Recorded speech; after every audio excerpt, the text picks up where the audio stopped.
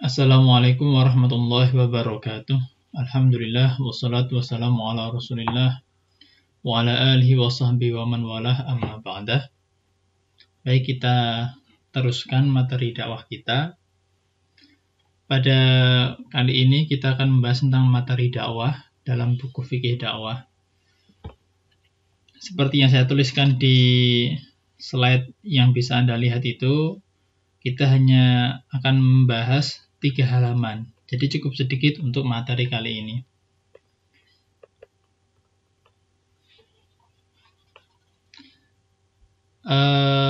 Ada pengulangan memang pada pembahasan kali ini, karena ini saya juga sesuaikan dengan buku fikih dakwah ini. Pertama, materi dakwah itu bisa dilihat di surat Ali Imran ayat 104, dan saya harap wajib antum untuk menghafalkan ini, karena ini menjadi ayat favorit di Muhammadiyah. Nah, kita karena di perguruan tinggi Muhammadiyah, ya tampaknya selayaknya kita menghafalkan ayat ini juga. Wal takum minkum ummati yad'una ilal khairi wa ya'muruna bil ma'rufi wa yanhauna 'anil munkari wa ulaika humul muflihun. Itu terjemahannya bisa dilihat sendiri ya. Hendaklah ada di antara kita, di antara kamu segolongan umat yang menyeru kepada kebajikan, al-khair, menyuruh kepada yang ma'ruf, al-amru bil ma'ruf, dan mencegah dari yang mungkar, yanhauna 'anil munkar. Mereka itu orang-orang yang beruntung. Kemarin kita sudah membahas khair itu apa, ma'ruf itu apa, mungkar itu apa. Khair itu, ini tafsir Ibnu Katsir ya, kemarin itu ada di halaman 10, mengikuti Al-Quran dan Sunnah Nabi, itu khair. Sedangkan ma'ruf itu apa? Di sini diartikan seperti ini: cipta rasa, karsa, ide, gagasan, keputusan, dan semua aktivitas hidup manusia yang secara eksplisit sesuai dengan kehendak Allah dan Nabi Muhammad Sallallahu Alaihi Wasallam. Untuk mempermudah, kemarin saya juga sudah sampaikan bahwa ma'ruf itu berasal dari kata al-urf. Urf itu artinya tradisi. Jadi ma'ruf itu adalah tradisi masyarakat yang tidak bertentangan dengan Al-Quran dan hadis. Itu sudah cukup seperti itu.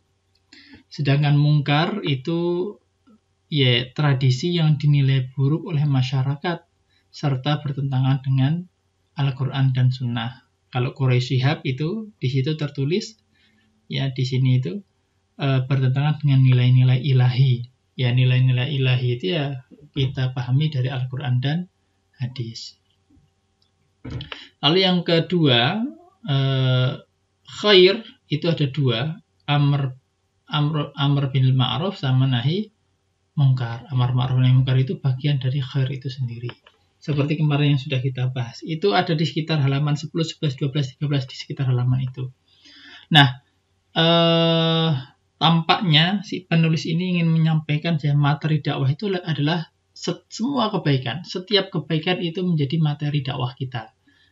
Kemarin saya sudah sampaikan, jadi kalau mahasiswa itu ada yang kemudian dakwahnya itu dengan cara menolong mahasiswa yang lain ketika dia kehabisan bensin, kemudian dia memberikan bensin kepada dia. Itu termasuk dakwah juga, karena itu termasuk kebaikan.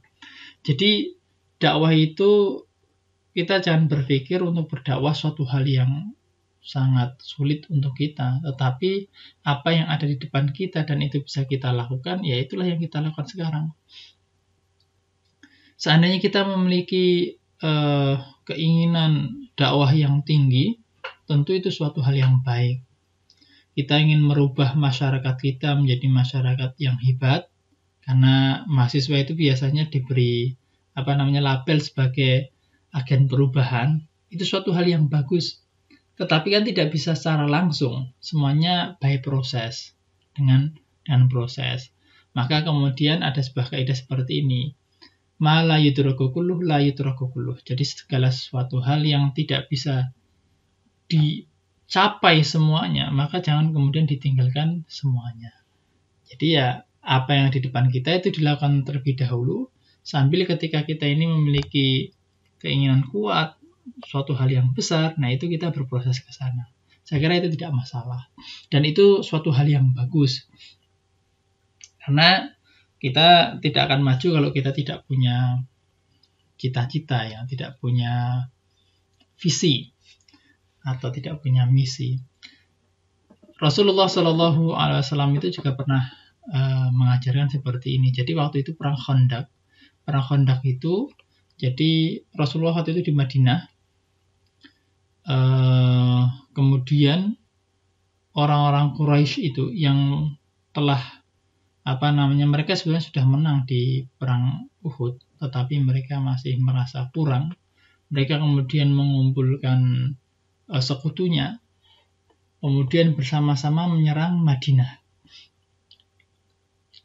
Kemudian Rasulullah dan para sahabatnya mengetahui rencana mereka itu.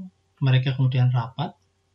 Akhirnya diputuskan mereka akan membuat parit yang mengelilingi kota Madinah. Jadi membatasi kota Madinah dari serangan itu. Karena kemudian sebagian kota itu dikelilingi oleh bukit yang tidak bisa ditempuh oleh pasukan itu.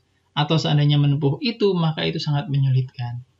Jadi dibatasi dengan parit. Nah, ketika pasukan itu memakai kuda, ada yang kemudian infanteri berjalan kaki, lari, mau menyerang Madinah, tiba-tiba ketika mau masuk di kota Madinah, terhalangi oleh parit itu. Nah, ketika proses membuat parit itu, ya karena pada waktu itu umat Islam dalam keadaan yang susah, makanan juga tidak cukup banyak, dalam tanda kutip kekurangan ya.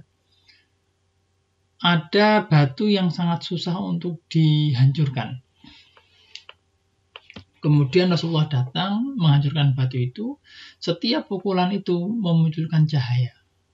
Nah, setelah muncul cahaya itu, kemudian Rasulullah Shallallahu Alaihi Wasallam menyampaikan bahwa umat Islam itu nanti akan mengalahkan Persia. Kemudian dipukul lagi akan mengalahkan Romawi, atau artinya peradaban Persia itu akan menjadi milik umat Islam. Peradaban Romawi akan menjadi milik umat Islam, termasuk peradaban di Mesir yang waktu itu dikuasai oleh Kristen Koptik ya, itu juga menjadi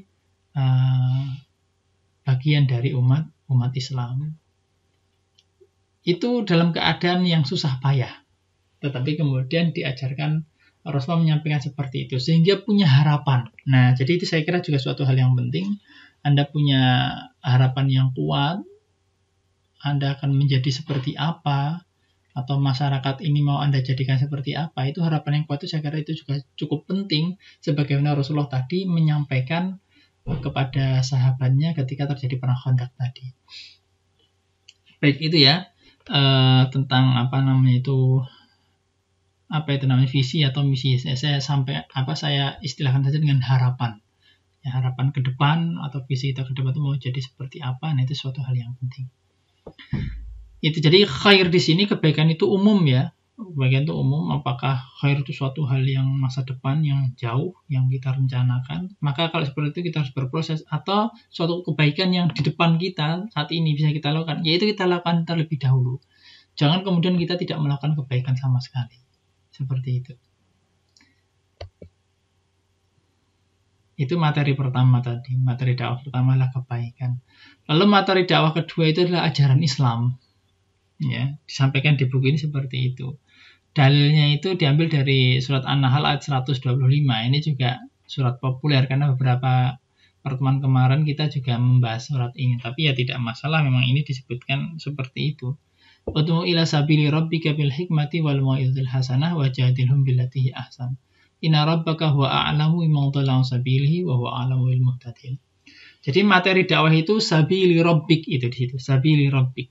Nah, sabili rabbik itu maknanya apa? Maknanya itu ajaran Islam. Di sini itu ada di halaman 73. Nanti kalau Anda mau membaca di buku itu. Nah, ajaran Islam itu ada dua. Pertama, Al-Quran dan Sunnah. Yang kedua, pokok-pokok ajaran Islam itu sendiri. Kalau Al-Quran dan Sunnah sudah jelas ya, Qurannya mana, Sunnahnya mana. Nah, pokok-pokok ajaran Islam itu terbagi menjadi 4. Ada akidah, ibadah, akhlak, dan muamalah. Seperti yang kemarin kita sampaikan. Akidah, ibadah, akhlak, muamalah itu menjadi ciri khas Muhammadiyah dalam memahami agama Islam. Jadi Islam itu ada 4 itu. Ini memang teori yang dipakai oleh Muhammadiyah. Seperti itu. Jadi akidah itu keyakinannya, ibadah itu ada dua di Muhammadiyah, namanya ibadah dan khusus. Ibadah khusus itu yang sudah dirincikan oleh Allah dalam hadis atau Al-Quran, seperti sholat, puasa, haji, itu sudah dirincikan. Kemudian ibadah umum itu ya semua tindak tanduk kita, perilaku kita dalam rangka mendekatkan diri kepada Allah. Apapun itu namanya juga ibadah. Akhlak itu masyhur ya, didefinisikan seperti ini. Jadi karakter manusia yang muncul secara spontan tanpa dipikir-pikir terlebih dahulu. Contohnya seperti ini. Ketika Anda ketika Anda bekerja atau ketika Anda belajar, kemudian memperoleh suatu hal kesulitan atau kesusahan. Nah, ketika datang kesusahan itu, maka akan ada beberapa respon. Jadi respon Anda itu kemudian Anda marah. Nah, atau kemudian Anda ngelukro itu putus asa. Atau kemudian Anda menghindar. Atau kemudian Anda merasa tertantang. Wah, ini kemudian datang bersemangat. Nah, itu namanya akhlak. Secara spontan saja. Ada cerita yang Stephen Covey itu, ketika seorang bapak itu kemudian disuguhi oleh istrinya waktu itu makan pagi ya dengan secangkir kopi tapi ditaruh agak pinggir. Kemudian secangkir kopi ini tersampar oleh tangan anaknya, kemudian jatuh. Maka kemudian ada dua respon yang berbeda. Yang kemudian ini akan menunjukkan dampak dari respon itu. Respon pertama, ayahnya itu marah. Nah, ketika ayahnya marah, anaknya menangis, ibunya tidak terima karena disalahkan, akhirnya terjadi cekcok. Akhirnya waktu berjalan, mereka sudah mau terlambat, mereka tergesa-gesa akan berangkat bekerja dan sekolah. Akhirnya suaminya berangkat sendiri, anaknya naik kendaraan umum, ibunya juga naik kendaraan umum. Tidak bisa bersama-sama karena harus mengejar waktu. Ketika pulang pun keadaannya juga tidak baik. Tapi ketika tadi secangkir kopi tadi jatuh dan responnya justru baik. Kemudian si bapak itu mengatakan, hati-hati ya nak, ini kalau seperti ini baju ayah jadi kotor, katakanlah seperti itu. Kemudian anaknya minta maaf, ibunya juga kemudian minta maaf, kemudian buatkan kopi yang baru dan mengambilkan baju yang lain, kemudian segera ganti, mereka segera makan. Nah, mereka bisa berangkat bersama-sama dan keharmonisan itu tetap terjaga. Nah, itulah akhlak. Jadi muncul secara spontan. Kalau akhlaknya baik ya dampaknya baik, akhlaknya buruk ya dampaknya buruk. Nah, kalau muamalah duniawi itu ya semuanya termasuk pendidikan, ekonomi, sosial, politik, budaya, dan lain sebagainya. Disebutkan seperti itu. Nah, ini semuanya menjadi materi dakwah kita. Jadi intinya materi dakwah itu ya luas gitu sajalah. Ajaran Islam sama seluruh kebaikan dan seluruh ajaran Islam itu termasuk materi dakwah. Ada dua itu, ingat. Jadi seluruh kebaikan dan seluruh ajaran Islam. Saya kira hanya ini saja karena memang materi malam hari ini cuma sedikit. Semoga bisa memberikan manfaat kepada mahasiswa semuanya. Terima kasih. Assalamualaikum warahmatullahi wabarakatuh.